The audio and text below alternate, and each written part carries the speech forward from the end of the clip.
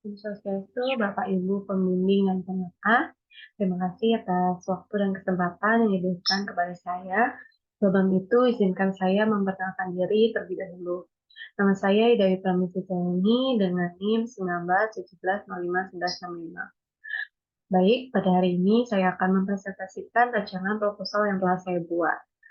Judul dari proposal saya yaitu pengaruh tingkat pendidikan, sistem pengendalian internal, dan siklus akuntansi terhadap kualitas laporan keuangan BUMDes. Studi kasus BUMDes di Kecamatan Beleh. Baik, langsung saja pada latar belakang. Sebelum saya mengambil judul ini, berikut alasan-alasan saya. Jadi, saya mendapatkan beberapa fenomena.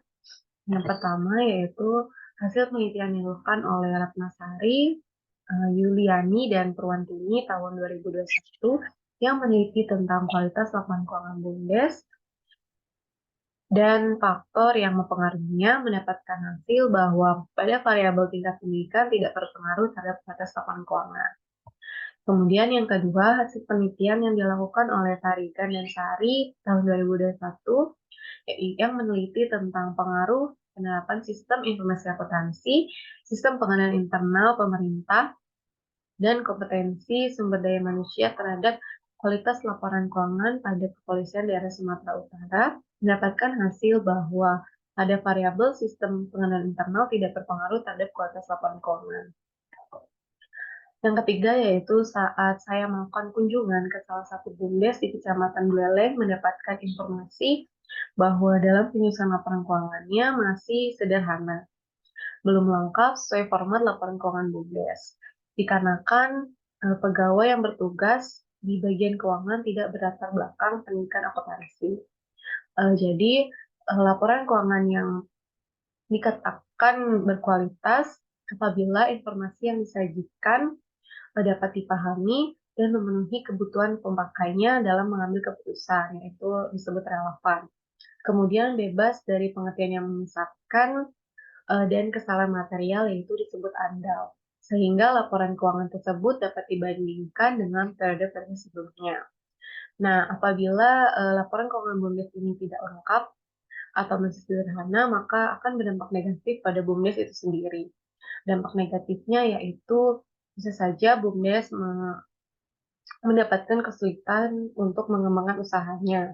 Kemudian eh, adanya eh, terjadi kekeliruan dalam mengartikan kondisi keuangan laporan keuangan BUMDes.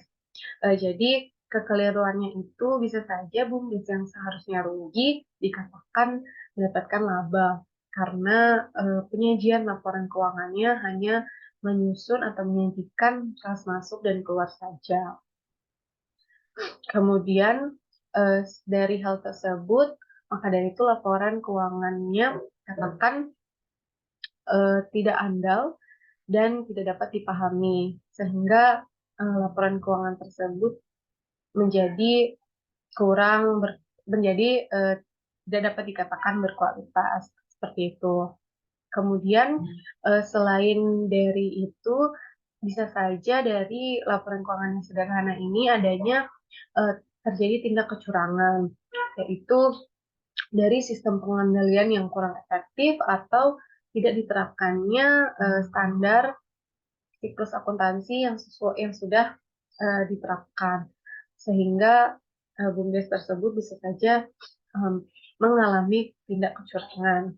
Kemudian perbedaan penelitian ini pada penelitian sebelumnya, yang pertama variabel penelitian ini ingin meneliti ulang variabel yang tidak berpengaruh tersebut, yaitu tingkat pendidikan dan sistem pengenalan internal. Dan adanya variabel baru, yaitu variabel siklus akuntansi. Baik, selanjutnya yang kedua yaitu identifikasi masalah. Identifikasi masalah yang pertama yaitu masih terdapat BUMDes yang bermasalah di Kabupaten Buleleng, terutama yang berkaitan dengan tindak penyelewengan atau penyalahgunaan dana yang dilakukan oleh pihak pengelola operasional BUMDes. Yang kedua, masih terdapat BUMDes yang menyusun laporan keuangannya secara sederhana. Yang ketiga, penempatan pegawai yang tidak sesuai dengan latar belakang pendidikan yang dimiliki mempengaruhi dalam menyusun laporan keuangan. Yang keempat, adanya hasil penelitian yang tidak sesuai dengan hipotesis dan penelitian sebelumnya. Yang kelima, penulis belum menemukan studi kasus yang meneliti tentang variabel siklus akuntansi terhadap kualitas laporan keuangan. Selanjutnya, pembatasan masalah.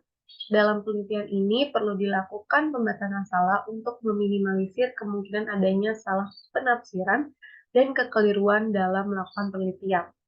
Selain itu juga, karena adanya keterbatasan kemampuan ruang dan waktu, maka penelitian ini berfokus pada pengaruh tingkat pendidikan, sistem pengendalian internal dan siklus akuntansi terhadap kualitas laporan keuangan BUMDes di Kecamatan Buleleng, dengan tujuan utamanya untuk mengetahui pengaruh tingkat pendidikan pegawai terhadap kualitas laporan keuangan, pengaruh sistem pengendalian internal terhadap kualitas laporan keuangan, dan pengaruh siklus akuntansi terhadap kualitas laporan keuangan.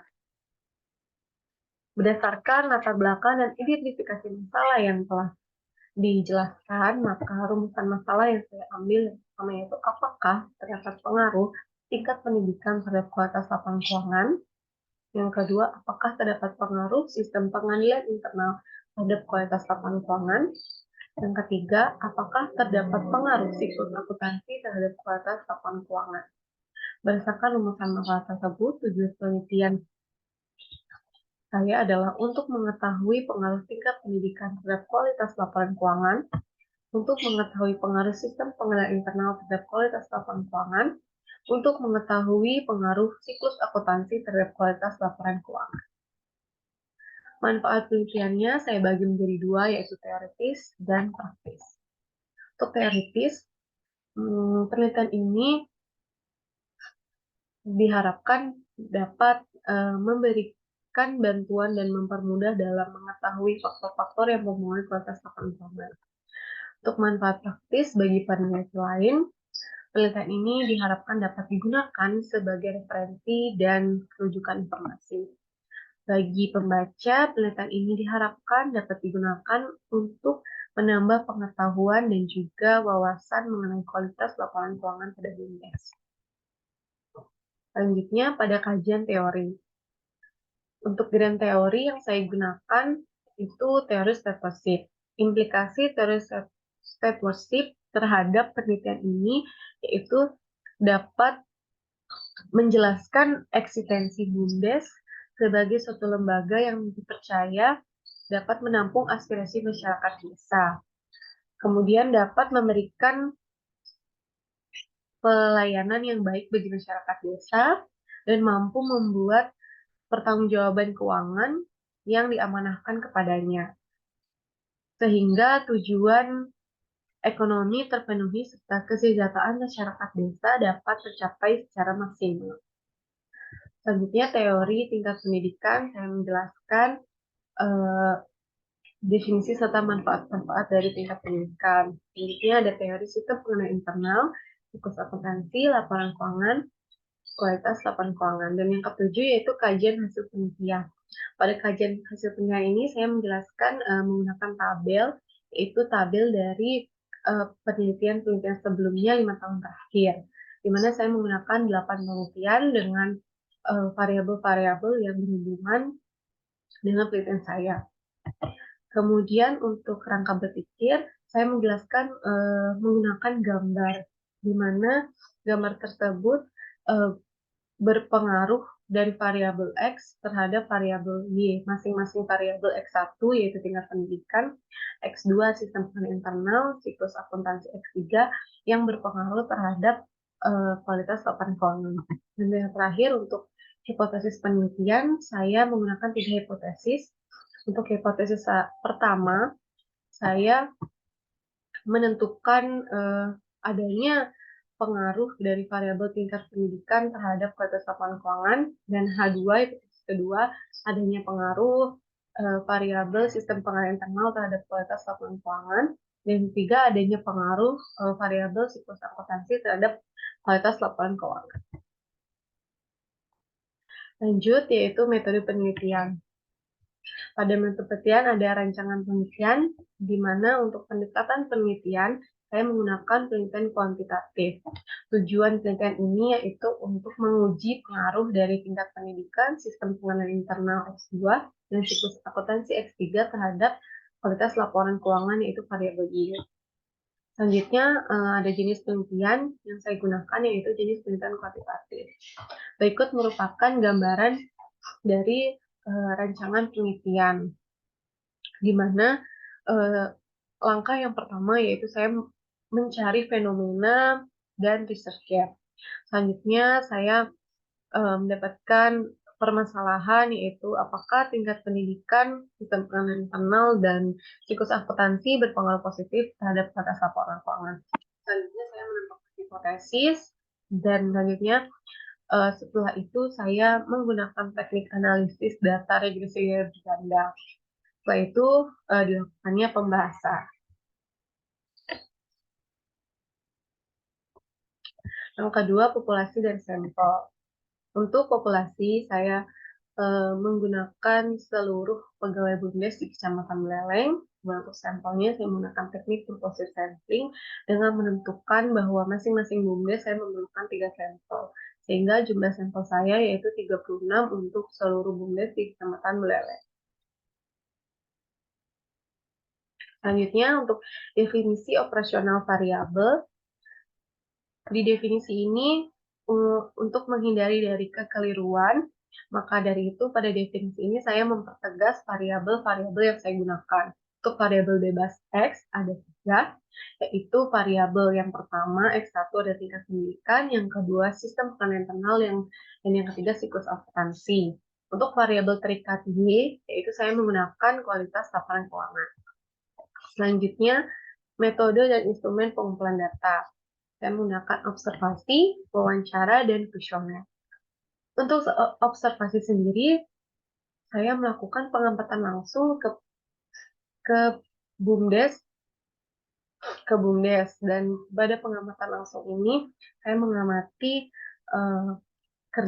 bagaimana pekerjaan pegawai BUMDes. Kemudian untuk wawancara, itu saya melakukan tanya jawab langsung secara lisan kepada calon responden saya nanti. Nah, setelah saya sudah menemukan responden saya, dari itu saya akan memberikan responden tersebut kuesioner, di mana yang berisi tentang pertanyaan-pertanyaan yang berhubungan dengan penelitian saya. Di mana alat ukur untuk kuesioner ini saya menggunakan penskoran pilihan ganda dengan alternatif jawaban disusun berdasar kategori, yaitu sangat setuju, setuju, ragu-ragu, tidak setuju, dan sangat tidak setuju. Selanjutnya, untuk teknik analisis data, saya menggunakan 4 teknik. Yang pertama ada uji validitas, yang kedua uji reliabilitas, dan yang ketiga uji asumsi klasik, dan yang terakhir uji hipotesis. Selanjutnya, jadwal penelitian. Berikut merupakan rancangan yang saya susun untuk jadwal penelitian saya. Untuk pengajuan judul yaitu pada bulan Desember, dan penyusunan proposal juga bulan Desember. Kemudian pengajuan proposal saya lakukan di bulan Januari, Februari, sampai Maret. Ini pengajuan sekaligus bimbingan. Kemudian jika sudah menyelesaikan ujian proposal, maka untuk perizinan penelitian dilakukan di bulan Maret. Selanjutnya yaitu pengumpulan data saya lakukan di bulan Maret sampai April, dan selanjutnya analisis data juga saya lakukan di bulan Maret dan April sekaligus dengan pengumpulan data tersebut. Setelah itu, untuk tahap penyusunan laporannya setelah mendapatkan data dan analisis, saya lakukan di bulan Mei sampai Juni. Baik, sekian presentasi dari saya. Mohon maaf apabila ada penjelasan atau pemahaman yang saya jelaskan kurang dimengerti. Saya mohon maaf. Karena itu saya tutup dengan panganjali umat. Om Santi.